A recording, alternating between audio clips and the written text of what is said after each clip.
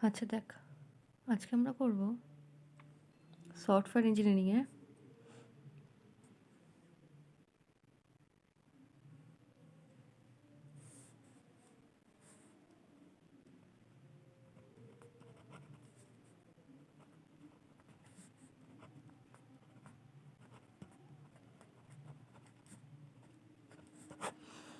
Software engineering আমরা করব হচ্ছে, আগে লাস্ট ক্লাস ছিল হচ্ছে ইউনিট টেস্টিং, এটা হচ্ছে সিস্টেম টেস্টিং।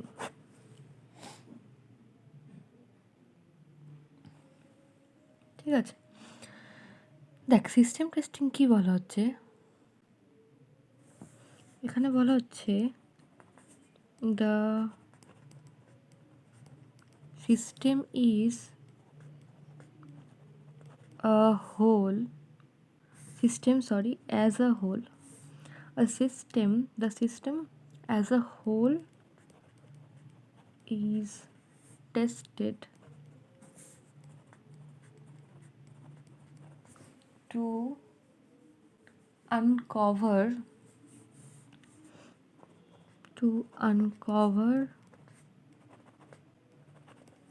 requirement errors। বলা হচ্ছে যে সিস্টেম টেস্টিং আমরা কখন করি বা কোথায় করি বা কিভাবে করি। দেখ সিস্টেম টেস্টিং করা হচ্ছে পুরো অ্যাজ আ হোল সিস্টেমটার উপরে। অ্যাজ আ হোল সিস্টেম মানে ধর আমি যে সফটওয়্যারটা বানিয়েছি সেটাকে যদি আমি অ্যাজ আ হোল একটা সিস্টেম ধরি, তাহলে সেই পুরো সফটওয়্যারটাকে টেস্ট করাটাকেই আমি সিস্টেম টেস্টিং বলছি। এবার সিস্টেম টেস্টিং আমি কেন করছি বা কখন করছি, অবভিয়াসলি আমি যখন জানতে চাই যে আমার সিস্টেমটা ঠিকঠাক চলছে কি না, তাই তো, ওর কোনো পারফরমেন্সে কোনো প্রবলেম হচ্ছে কি না, বা কোথাও কোনো এরর দেখা দিচ্ছে কি না, বা কোনো না কোনো ফিচার বা কোনো ফাংশনালিটি ঠিকঠাক কাজ করছে কি না, এই সব জিনিসপত্রগুলো জানার জন্যই আমরা কি করি, সিস্টেম টেস্টিং করি। দেখ আমরা ইউনিট টেস্টিংটা শিখেছি, তো ইউনিট টেস্টিংয়ের ক্ষেত্রে আমরা যেটা করছিলাম যে আমরা পুরো যে সিস্টেম বা পুরো যে সফটওয়্যারের কোডিংটা সেটাকে আমরা ব্রেক করে নিচ্ছিলাম, ব্রেক করে ছোটো ছোটো ছোটো ছোটো ছোটো পার্টে বা ইউনিটসে ভাগ করে নিচ্ছিলাম।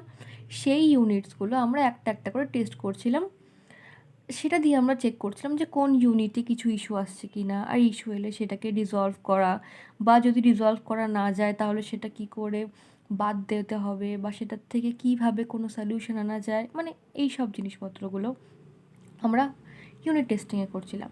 এবার শুধু ইউনিট টেস্ট করলেই তো চলবে না, তাই না, কারণ আমাকে আফটারঅল আমি যখন আমার সফটওয়্যারটাকে যতই আমি সফটওয়্যারটাকে ছোটো ছোটো করে ভেঙে নিই, কারণ সফটওয়্যারটাকে যদি আমি ভেঙে নিই তাহলেও তো আমার মারাত্মক লাভ কিছু নেই না, কারণ সফটওয়্যারটাকে ভেঙে নিয়ে আমাকে তো সেই জুড়তেই হবে, তাই তো।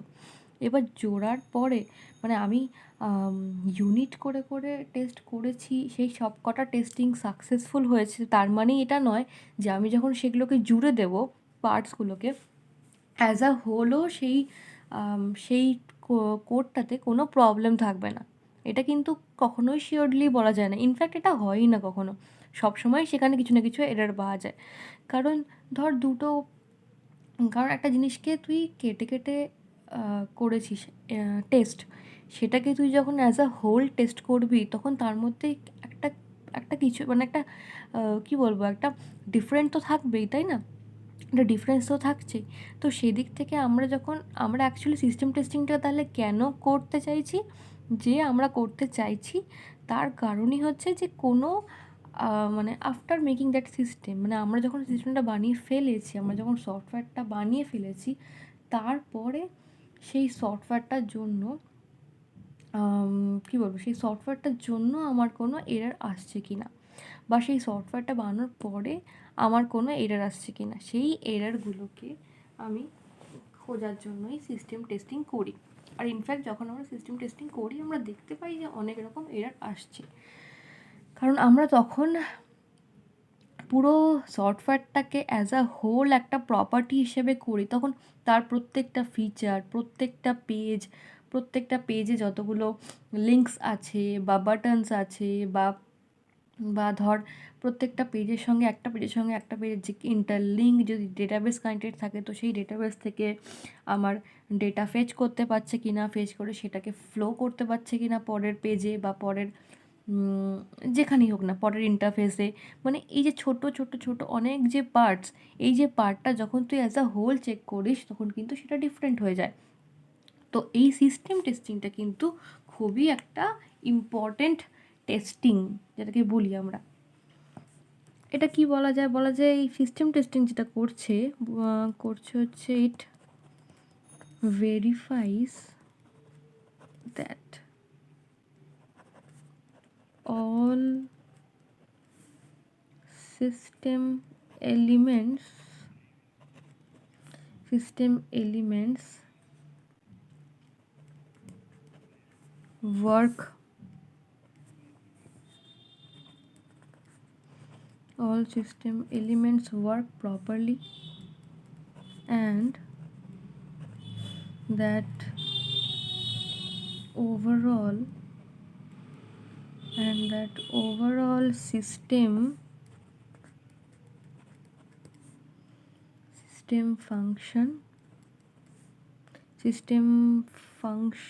functionality হবে, system functionality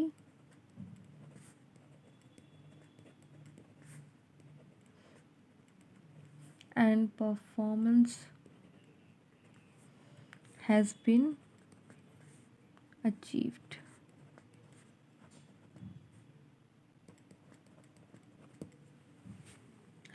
দেখ তাহলে সিস্টেম টেস্টিং আমার অ্যাকচুয়ালি কি ভেরিফাই করে দিচ্ছে, বলছে যে it verifies that all system elements work properly.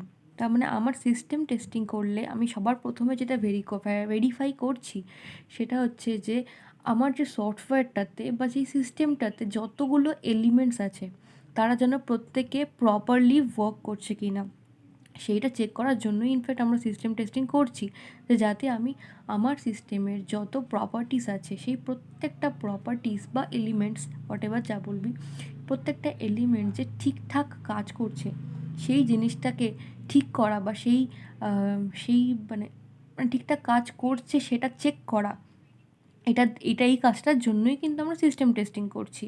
আর বলছে and that overall system functionality and performance has been achieved. আর আমরা সিস্টেমটা বানানোর সময় যেটা ভেবেছিলাম, যে ধর আমার প্ল্যান ছিল যে আমি এই ফাংশনালিটিটা মিট করব, আমার যে সিস্টেমটা আমি তৈরি করছি তার পারফরমেন্স এটা হবে, সেই পারফরমেন্সটা আমি অ্যাচিভ করব, তো সেইটা যেন ওভারঅল অ্যাচিভ করতে পেরেছি কি না বা কতটা পেরেছি কতটা পারিনি, সেই চেকিংটাও কিন্তু আমার সিস্টেম টেস্টিং দিয়ে হয়ে যায়। কারণ সিস্টেম টেস্টিং দিয়ে তো ইচ অ্যান্ড এভরিথিং টেস্ট করছিস, তাই না? সেখানে তোর ফাংশনালিটি টেস্ট যেমন হচ্ছে, আমার সিস্টেমের পারফরমেন্সটাও তো টেস্ট হয়ে যাচ্ছে, যে সিস্টেমটা কীরকম পারফর্ম করছে, তাই তো? তাহলে সব রকম টেস্টিং আমি করতে পারছি কি দিয়ে? সিস্টেম টেস্টিং দিয়ে। বোঝা যাচ্ছে? এবার যে ক রকমের টাইপস হয় আমাদের সিস্টেম টেস্টিংয়ের ক্ষেত্রে,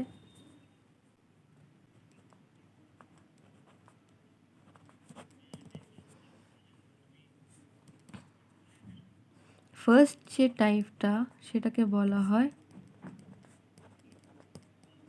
আলফা টেস্টিং। আলফা টেস্টিং ব্যাপারটা কি বলছে, it is carried out by the test team within the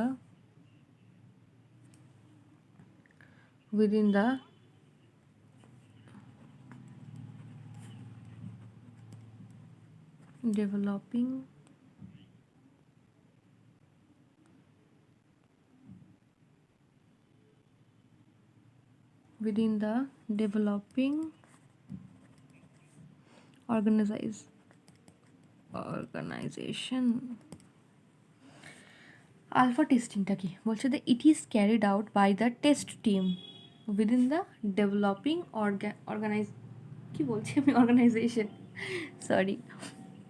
আচ্ছা দেখ, আলফা টেস্টিং যেটা, এই টেস্টিংটা তাহলে কারা করে? বলছে যে আমাদের যারা ধর সফটওয়্যারটা বানাচ্ছি, যে ডেভেলপমেন্ট টিম সফটওয়্যারটা বানাচ্ছে, তারাই কিন্তু এই টেস্টিংটা করে। তার মানে কারা?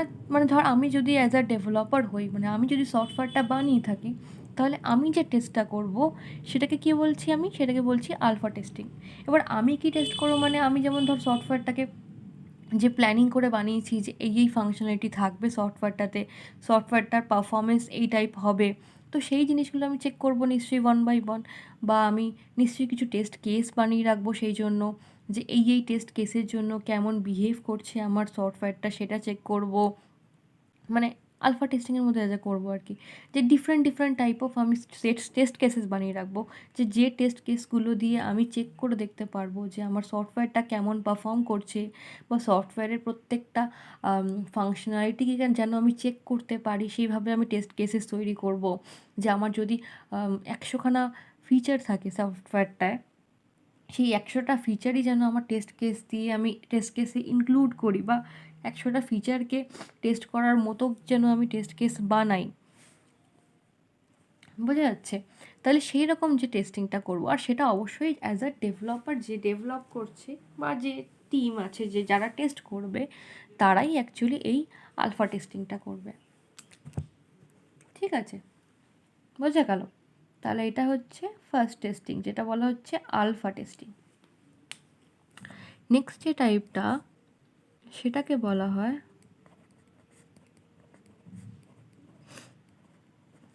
Beta testing. আচ্ছা, বিটা টেস্টিংটা কি? It is performed by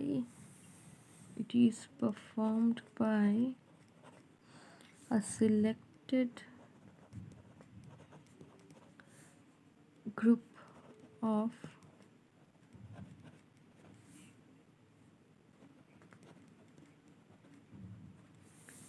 of friendly customers.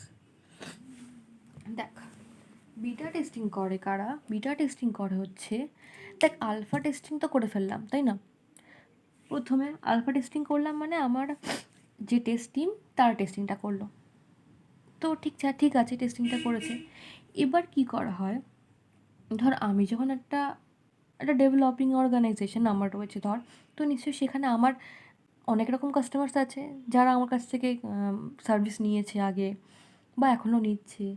তো তারা কি হয়, তাদের সঙ্গে একটা ওয়ার্ক রিলেশন তৈরি হয়ে যায়, তাদেরকেই বলা হয় ফ্রেন্ডলি কাস্টমার্স।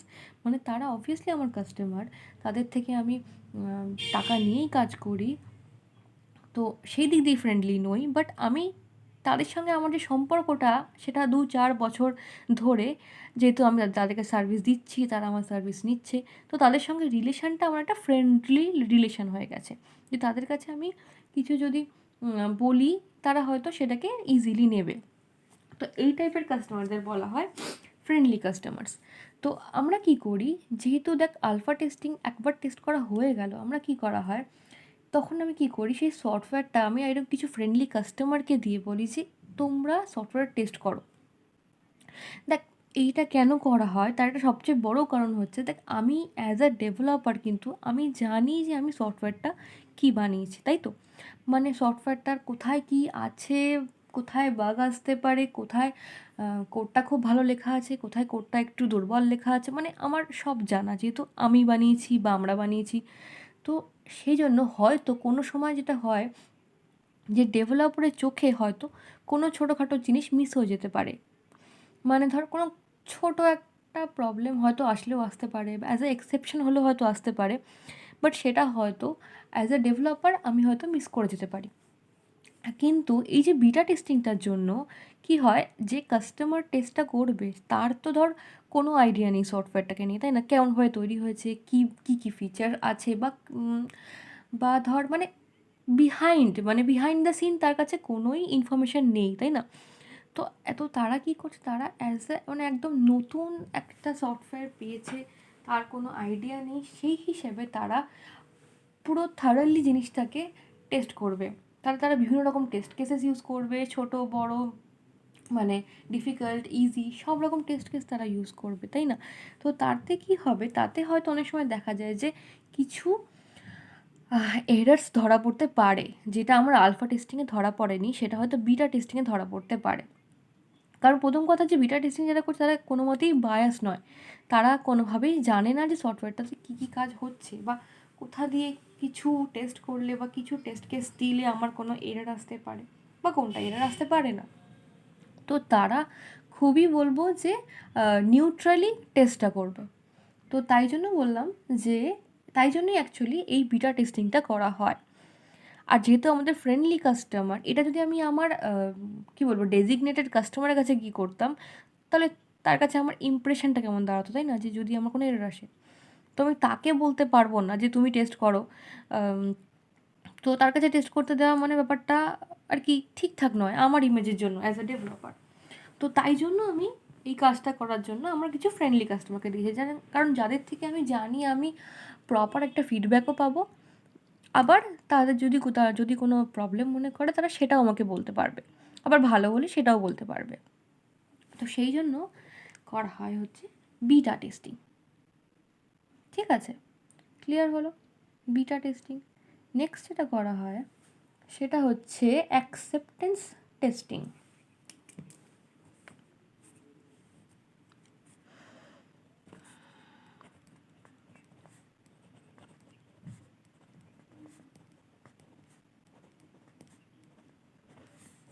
অ্যাকসেপ্টেন্স টেস্টিং এটা হচ্ছে it is performed by customer to determine whether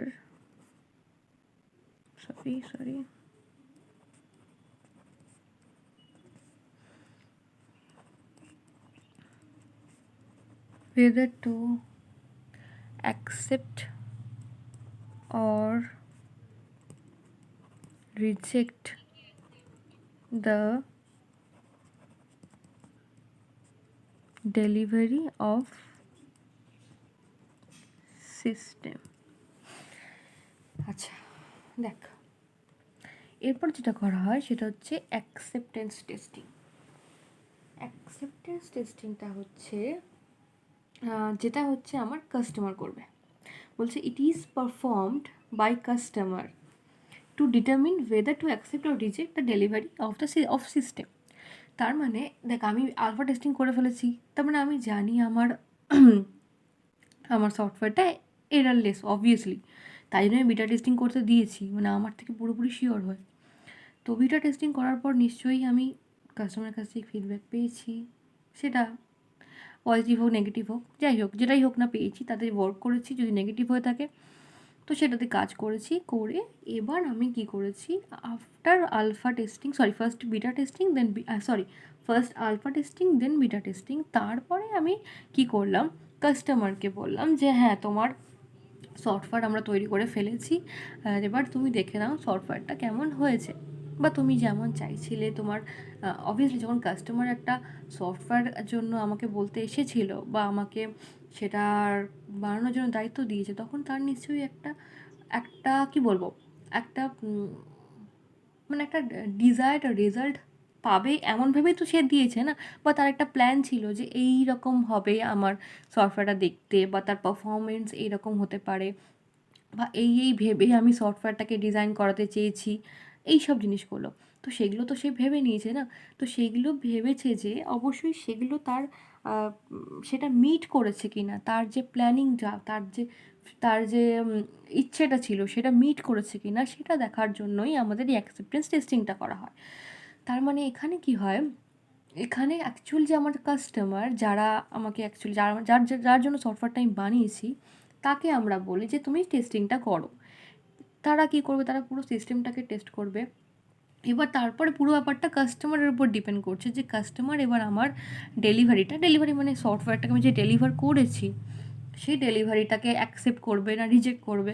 কারণ এমনও হতে পারে যে ধর কাস্টমার ভেবেছিল যে একরকম হবে, তার একটা মেন্টালিটি সে একটা ওইভাবেই ক্রিয়েট করেছিল, তারপর সে দেখতে পাচ্ছে যে না আমার তো ডিজায়ার্ড ঠিক অ্যাপ্লিকেশানটা ঠিক আমি যেমন চেয়েছিলাম তেমন বানাতে পারিনি, বা আমি ঠিক এর থেকে বেটার পারফরমেন্স চেয়েছিলাম, বা সামথিং লাইক দ্যাট আর কি, যে ওর হয়তো হলো না পছন্দ। এবার তো কাস্টমার যদি পছন্দ না হয় তাহলে অবশ্যই অবশ্যই সে রিজেক্ট করতে পারে। আর যদি আদারওয়াইজ যেটা হয় সেটা হচ্ছে যদি কাস্টমারের পছন্দ হয়ে গিয়ে থাকে যে হ্যাঁ ঠিক আছে আমি যেমন চাইছিলাম তেমনই সব পেয়েছি, তাহলে কি হবে, তাহলে সেই তাহলে কী করবে কাস্টমার, সেটাকে অ্যাকসেপ্ট করবে। তো এই টেস্টিংটাকেই ওই জন্য আমরা অ্যাকসেপ্টেন্স টেস্টিং বলি, কারণ নর্মালি রিজেকশন কমই হয়, তো অ্যাকসেপ্টেন্সই হওয়ার চান্স সব থেকে বেশি থাকে, সেই জন্যই বলা হচ্ছে যে এটা হচ্ছে অ্যাকসেপ্টেন্স টেস্টিং। তার মানে অ্যাকসেপ্টেন্স টেস্টিং আমরা করাচ্ছি কাকে দিয়ে, কাস্টমারকে দিয়ে। নেক্সট আরেকটা টেস্টিং আছে,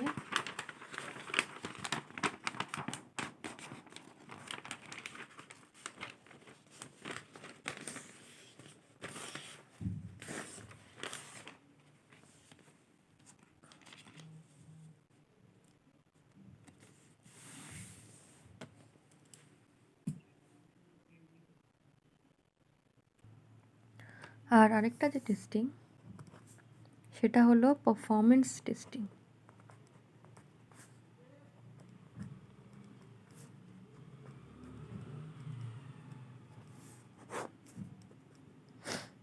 পারফরমেন্স টেস্টিং বলা হচ্ছে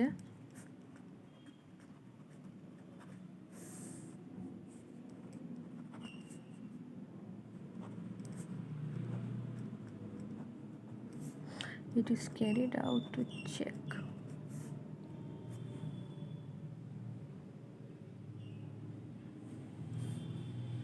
whether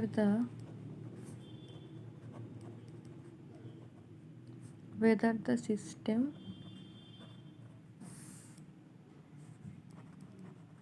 meets the non-functional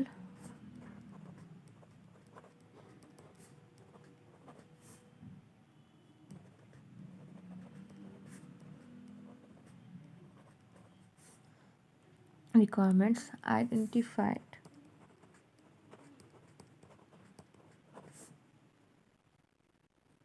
in the SRS document। আচ্ছা, আরেকটা যেটা পারফরমেন্স টেস্টিং, এটা কি বলা হচ্ছে, it is carried out to check whether the system meets the non-functional requirements identified in the SRS document। এবার বলতে তাহলে এই যে টেস্টিংটা পারফরমেন্স টেস্টিং, এটা করা হচ্ছে কেন, চেক করার জন্য যে সিস্টেম আমার যে নন ফাংশনাল রিকোয়ারমেন্টসগুলো আছে সেগুলোকে মিট করছে কি না। এবার ধর নন ফাংশনাল রিকোয়ারমেন্ট বলতে আমি যেটা বলছি যে ধর একটা সফটওয়্যারের পারফরমেন্স মানে ধর আমার কাজটা কত, মানে ধর প্রত্যেকটা লোডিংগুলো পেজের লোডিংগুলো যেমন তাড়াতাড়ি হয়, বা সেটার একটা টাইম থাকছে, বা সেটার কতটা স্মুথলি হচ্ছে, বা আমার ধর একটা পেজ থেকে একটা পেজ যখন শিফট হচ্ছে সেই শিফটিংটা স্মুথ হচ্ছে কি না, মানে এই ছোটো ছোটো জিনিসগুলো যেগুলো অ্যাকচুয়ালি ফাংশনাল নয়, মানে যেগুলোকে আমি কোডিং করে করি না, বা অ্যাকচুয়ালি কোডিং করে করি না বলা উচিত না, কোডিং করছি অবশ্যই সব কিছুর পেছনে, বাট অ্যাজ সাচ সেইভাবে বলা উচিত যে কোনো ফাংশনাল ব্যাপারটা বা নয়। তো এরকম নন ফাংশনাল জিনিস যে রিকোয়ারমেন্টসগুলো আমরা এসআরএস ডকুমেন্টে পেয়েছি সেইগুলোকে যখন আমি টেস্ট করছি যে সিস্টেম সেই রিকোয়ারমেন্টগুলোকে মিট করেছে কি করেনি, তখনই আমরা সেটাকে বলছি পারফরমেন্স টেস্টিং। দেখুন সফটওয়্যারটা কেমন পারফর্ম করছে সেই পারফরমেন্সটা, সেটা যে কোনো এনভায়রনমেন্টের ক্ষেত্রে হতে পারে, প্রত্যেকটা একটা এনভায়রনমেন্টে কীভাবে পারফর্ম করছে, এই যে টেস্টিংগুলোকে আমরা বলছি পারফরমেন্স টেস্টিং। ঠিক আছে, তাহলে এই হলো আমাদের সিস্টেম টেস্টিং।